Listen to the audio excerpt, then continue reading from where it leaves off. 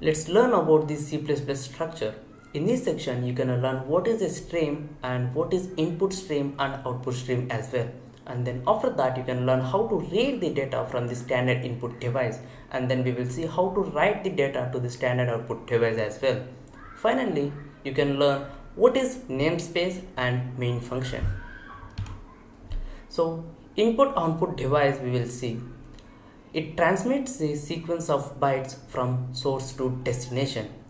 Bytes are usually characters unless program requires other types of information. Coming to the stream, it transmits the sequence of character from source to destination. Coming to the input stream, it transmits the sequence of character from an input device to the computer.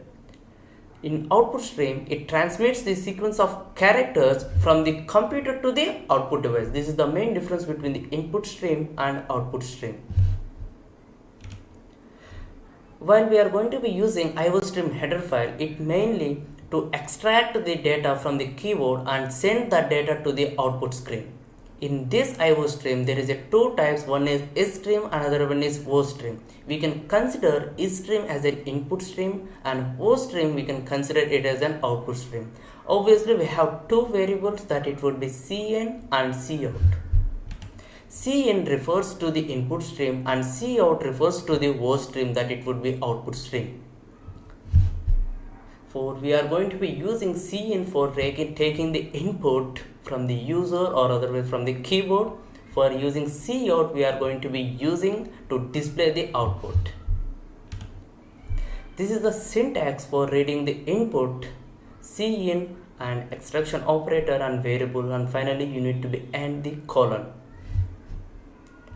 This is the syntax for displaying the output by using the insertion operator.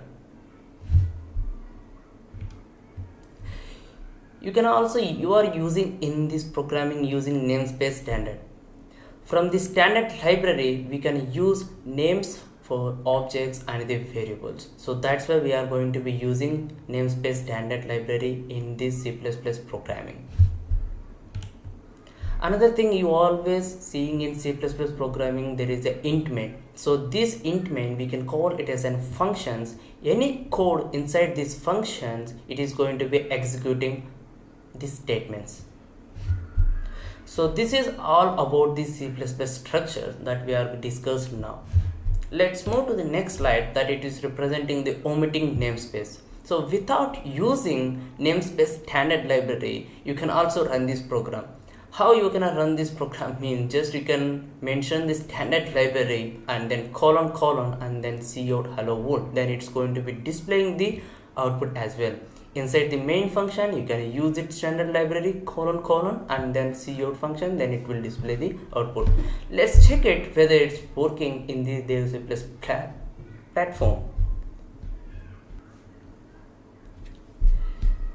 Here, just as you can observe, there is a previous program that we used using namespace standard library. Just I am going to be removing this one.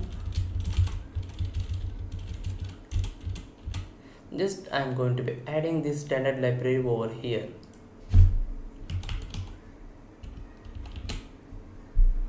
Just you can compile,